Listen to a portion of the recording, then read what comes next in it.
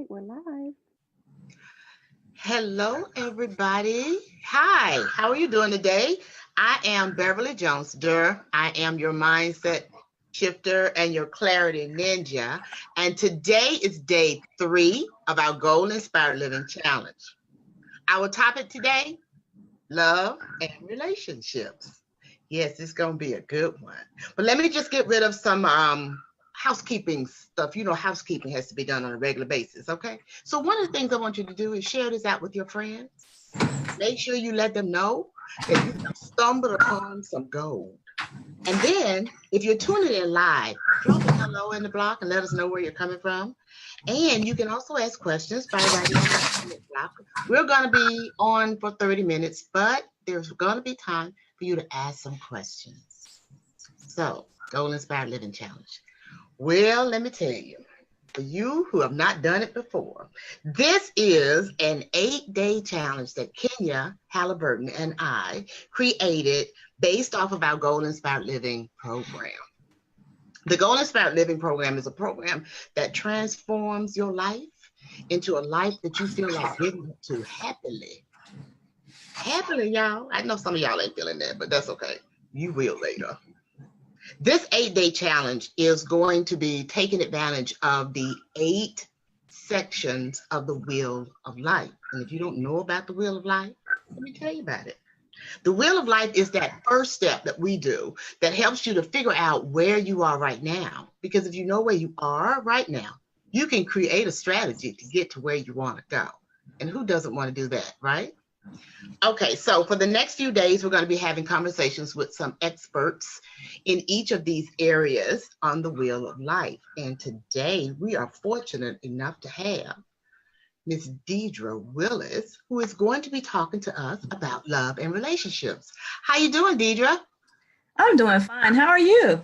I'm doing great. Tell us a little bit about yourself and why this portion of the Wheel of Life, love and relationships, is so important to you. Okay. Well, first, again, I'm Deidra Willis. I have 25 years in education as a teacher, administrator, and owner of an academy, as well as 20 years owning DJW Impact Consulting, where I'm a team builder, business consultant, developer, certified life, love coach, and just graduated Dr. Cresselin's next level mastermind class. So with this part of the Wheel of Fortune, it's just been wonderful, and I've enjoyed every step of the way and just want to inspire someone else. That sounds absolutely amazing.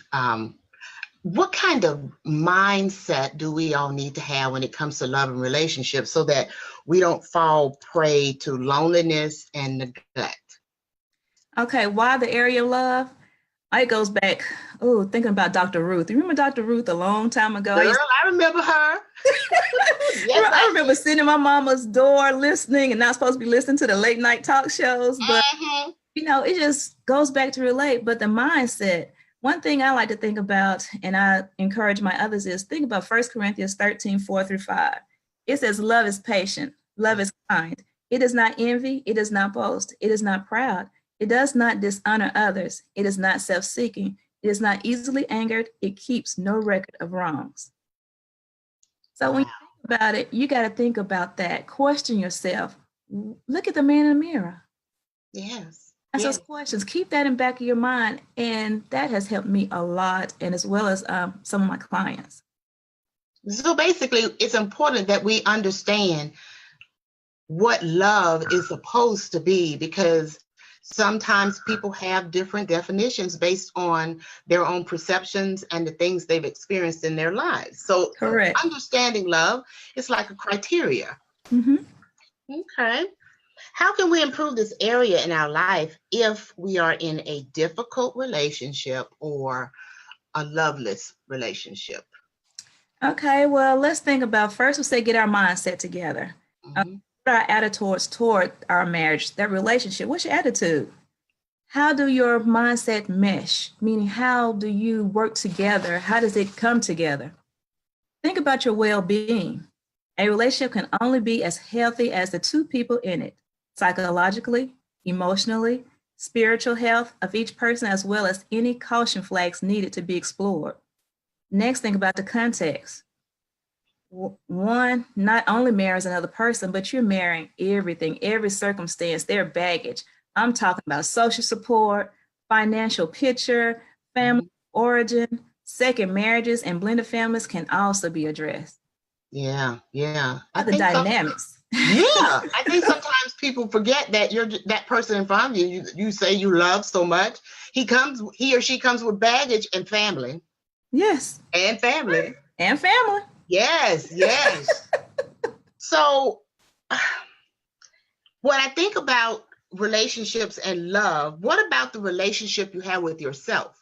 How does love fit into how you feel about who you are? And you had to take that time. First of all, love covering different aspects. You need to define love. Look in a dictionary, look it up, read books. I'm one that always, like I said, took Dr. Ruth to heart. I've taken every dictionary meaning for love. Try to gain your own. Look at your parents. What love do you see there? Every kind of love is different. You love your children, you love your God, you love your spouse, you love your partner, whomever. You have to love and feel you. Once again, look at the man in the mirror. Let's think about how do you love? If you think love is more physical, then how can you love yourself? What parts of your body do you love? I know that some of you. I'm sorry, go ahead. Yeah, you fine. I was finished with that one. You go ahead.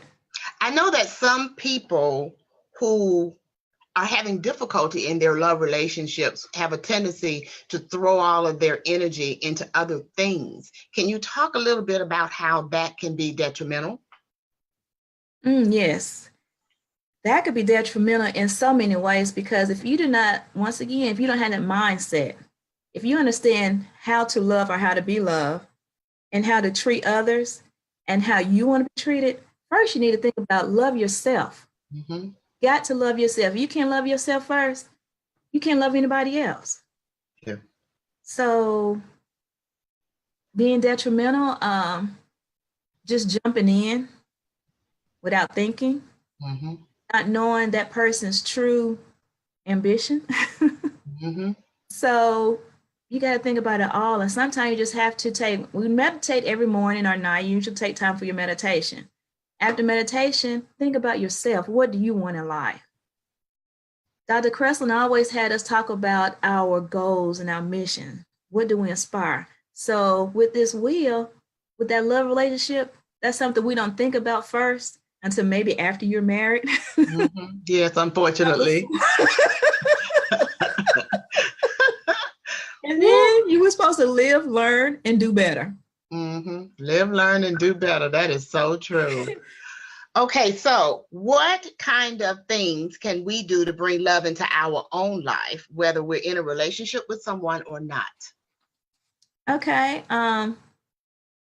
Reflect back on 1 Corinthians 13, 4-5. And in doing that, I like to go straight to the action plan. I say set a love day. Whether it's with your spouse, whether it's with yourself. You might want to do it with yourself first to make sure you have this inventory all set up. And then another book I like to read, and I've read several times, is The Love Languages by Gary Chapman. That's a very good book to help you understand all the different kind of love languages, the signs, the movements, the gestures. Okay, and then let's talk about how you view love. What is love to you? Sex, how you enjoy sex, what you like most about sex with them. By the way, I know it's weird, but like Dr. Bruce said, have you explored your own body? Yeah. Tell somebody what you like if you don't know yourself. That's the truth, girl. You can say that 3 times. And when I'm saying, have you explored your body? Have you touched yourself in certain places? I know sometimes, because it took me a minute to understand, but when somebody asks me now, I'm like, dang, I don't know. Yeah. So explore your body, do your own touching. Communication. Is our communication great? How can we improve our communication? Communication is very important, because sometimes I know in the past, he used to get off work, go straight to the room, I wouldn't think nothing about it because I'm doing with the kids or whatever. But that wasn't communication. Time you walk through that door, you should speak. Hey, baby, how you doing? Hey, kids. Then go on. Yes. Conflict. How handle conflict, especially in front of the children or public.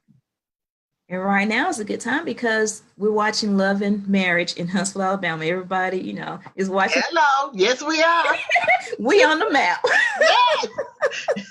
I love them to death. I know Melinda Martell personally, but she's right now having to think about something that should have happened in the beginning. So how should we handle this conflict? We need to think about how we want to do it before it happens. Okay, sweetheart, if we don't agree on something, hey, let's say, okay, dear, have a word. Let's go bananas or whatever. And that means we'll talk about it when we leave here. Yeah. Gonna stress the kids out. We're not gonna do this in public. Think about your attitudes. That's another attitude. We need to adjust our attitudes in so many ways. So get your attitude together. Spirituality. In Proverbs 15:31, it implies now that a family prays together, stays together. But it reads like this, verse 29, the Lord is far from the wicked, but he hears the prayers of the righteous. A cheerful look brings joy to the heart. Good news makes for good health. If you listen to constructive criticism, you will be at home among the wise. How deep is that?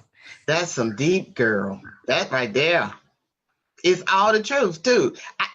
There were three things that really struck me, and that was the love language. Sometimes the love language is, how do you show your love to your mate or your significant other? And a lot of times we want to show them or share with them things that would make us happy. But it's not necessarily the language that they use to show love. That's right. And that's how people get confused. I think that's really, really important. And attitude, well, that just says everything. If you got the wrong attitude, you in trouble because your communication breaks down. And if you can't communicate with your spouse or significant other, why are you there? Right. This is someone you're supposed to be able to tell everything to. You love them. Remember, we're talking love. So communication and your attitude and understanding that person enough to give them what they're looking for, that shows them, that defines love, is exactly what all of this is about. I love this. Okay, so 3 steps, perhaps, that you can give, that people can put on their action plan right now to improve their relationships with themselves or with their significant other. 3 things they can write down right now. Y'all, if you don't have your pens and papers, you need to get them quick, and write down these tips because, trust me, you're going to need them. That's right. Step 1, set that love day. Okay. Step 2, read a book. The book I would like for you to read is The 5 Love Language of Gary Chapman. All right. And number 3, talk about how you view love, sex, communication, conflict, attitude, and spirituality. All right. Those are your 3 steps for this action plan on your love. Okay, y'all. You're going to set that love day either for yourself or for your significant other. And I'm going to tell you, I've been married. Hold up. I got to calculate. I've been married for 44 years. Yes, I got married on my birthday when I was first born. Anyway, that love day is important. It's important all the time to everybody. So make sure you set that day. And that's that day where you silence your phones if you can stand it. And you silence the world, and nothing exists but you and your significant other or your spouse. That's now, right now, thinking about it, you may say, oh, I don't know if I can do that. Trust me, 44 years of marriage to the same man, you can do it. Because the more you do it, the more you'll want to do it. Okay, that was step 1. Step 2, read a book. This book in particular, I read this book, I think, back in 96 or 97 or something. And it's the 5 Love Languages by Gary Chapman. It is amazing.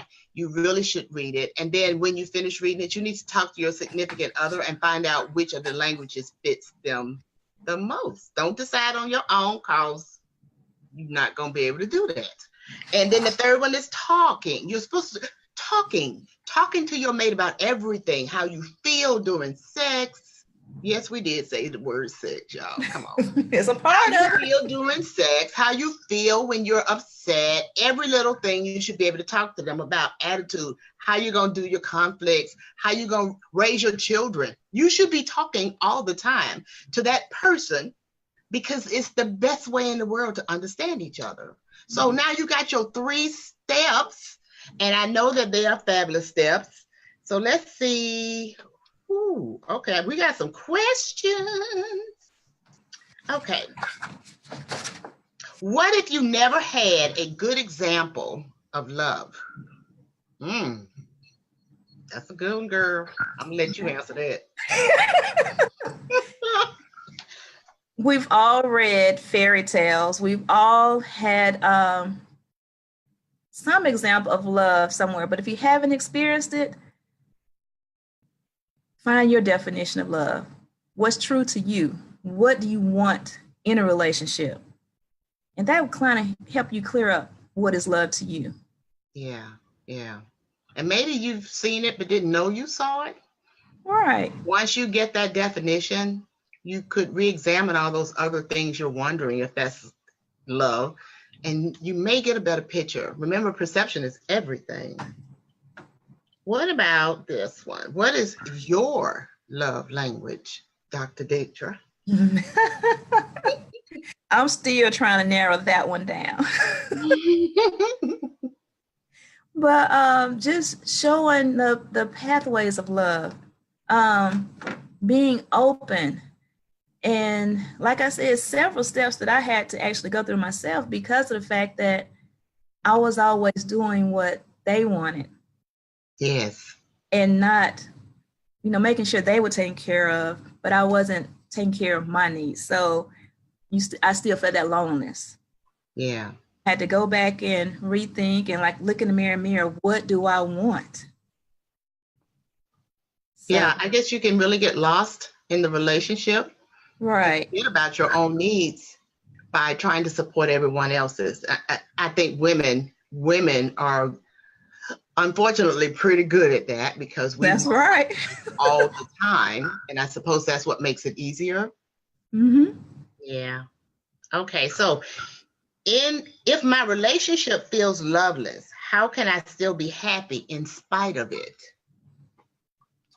Ooh.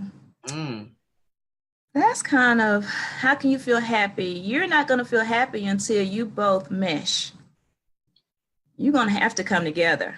Yes. Otherwise, you're going to be miserable. Believe me, I'm one, because I know for a couple of years I was miserable because I was giving all of myself but wasn't getting what I wanted in return. So take your day for yourself. Mm-hmm. Think about what you want. How do you want to be loved? How can you give love to see? Think about what signs that you may think that they are showing you in love, but you're not reciprocating. Yes. Yes, that's a good one. That one, yeah, that one parked in my driveway. I got that one. Okay. I'm really deep on that one. Good. Okay, so what if you can't talk to your mate? If you can't talk to your mate, that's the communication part. That's the communication part. Yes, yes. So I'm wondering if the fact that they can't talk to their mate weighs more heavily on them than their mate. That's what I was thinking, because you don't trust your mate with the conversation you feel you need to have, or you don't know how to start it. Exactly. Well, take some steps into do that when you sit down for dinner, or right after you've been intimate with each other. Maybe you can talk then, or right before. Yeah, yeah. Just dealing with finances that you got to talk to them. Communication is the key. That's the only way you're going to be able to do it. Yeah. She says that they're just difficult to talk to. Find them at their common place. If it's football they like, hey, take them to a favorite game. Hey, since we're at this game, hey, I got you all to myself. Yes, okay. This is what I need to know. I did this for you out of, passion and love for you, but I need something in return. You're going to set that love date. Okay, let me give y'all a little word of warning. Okay, this because I did it. When you're looking for something you can have in common and it just happens to be football, wait till the commercial come on. Wait till the commercial come on and then start your conversation. Do not attempt to have a conversation with them that's not about football when the game is physically on the screen. Okay, I learned that because I live in a household with nothing but guys. Right. And they don't care what kind of barbecue sauce you want to put on the chicken when they're getting ready to throw the pass. I'm just saying. Okay? That's right. You're don't do it during the game. But I really like that idea of finding a central place, a common place where you actually can have a conversation. Maybe it's because sometimes when you attempt to have conversations with your spouse, it really isn't convenient to them. I mean, if they're just rushing in and they're taking their boots off and you can tell they're tired, they might need a good 30, 40 minutes to just take a chill break before they jump right in to having a conversation with you.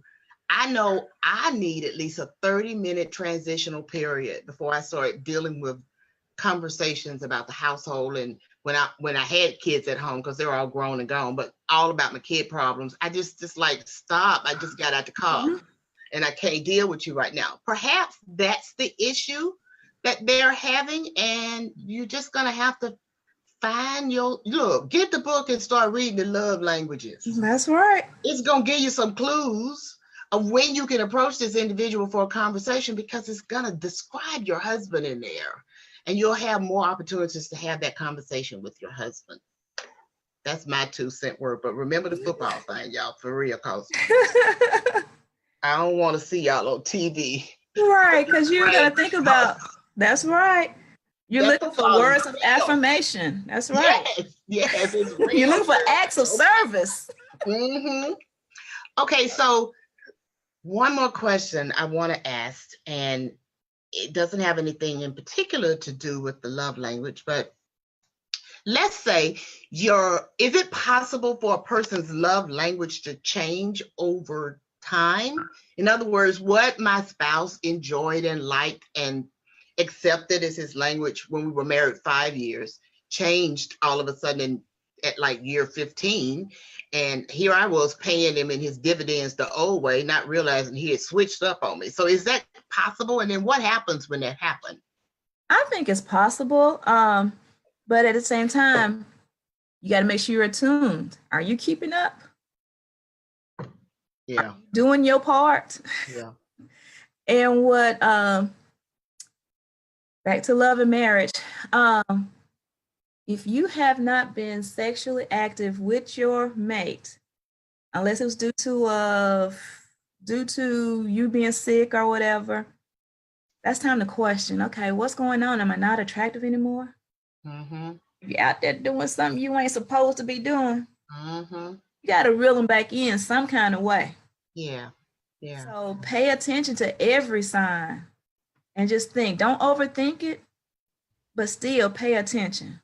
Because if you're going without and he's going without, you going to bed on one side of the bed and he's on the other bed, and y'all never come together at any point in time, it's time to come with, let's have this revival real quick. Yeah. And if you're doing without it and it ain't bothering you, you might want to ask yourself why. Why? That's right. Why am I not upset about this? That's right. Think about, hey, go to the gym in the morning together. Go walking together. Yeah. Eat dinner together. Does that happen? Exactly. Date time. You got to have a date night. Set it up. Yes. So, Dr. Deidra, what are you promoting now? What's going on with your business right now? Right now I'm promoting healthy marriages, healthy relationships. And I guess after experiencing certain things I have over 50 plus children, being an educator, teacher, and having an academy, parents and everybody seem to ask you for certain things. And after you have had those experiences, it's time that we start sharing how to make a marriage successful, how to make a relationship work, when it's time for you to let it go. You have to come to some common ground. So right now I'm promoting healthy love and marriage. Yes. We got to come together because right now our kids need us. Oh, girl, we need it. Because our kids aren't going to be able to have it if we can't show it to them. Exactly. It starts at home. Gotta communicate with our kids. Don't be our kids' best friend. We gotta be the parent first. And then after they've earned it, you can start being a little friendly with them or whatever. But we can open up communication, show them the love that we desire or should be showing for our kids. Well, if anybody wants to connect with you or talk to you about their marriage and relationships and all the things that you do, how would they do that? You can contact me on Facebook under DJW Impact Consulting, or my personal Facebook page, Deidra Willis. And my telephone number, my business number is 256-361-3233. And I will have a website coming up soon. Awesome. Dr. Deidra, this was a really interesting conversation, and I thank you so much for joining us today. Thank you for having me. You are so welcome. Okay, so all of you guys who are paying attention today, the ones that took notes, make sure you took notes. There's going to be a quiz. I'm just kidding. Anyway, I'm so happy that you were here with us today. If you didn't get an opportunity to get our Wheel of Life workbook, there is a link in the comment section of this post, and I suggest that you do that. Share it with your friends. Join the Shero Squad, because that's where all the action takes place. And I'd like to thank you guys for joining me today. Stay tuned because we're not done. This was just day 3. We got 5 more days to go. Pay attention, stay woke, pay attention, and let's learn how to embrace our goals. Bye. Bye-bye.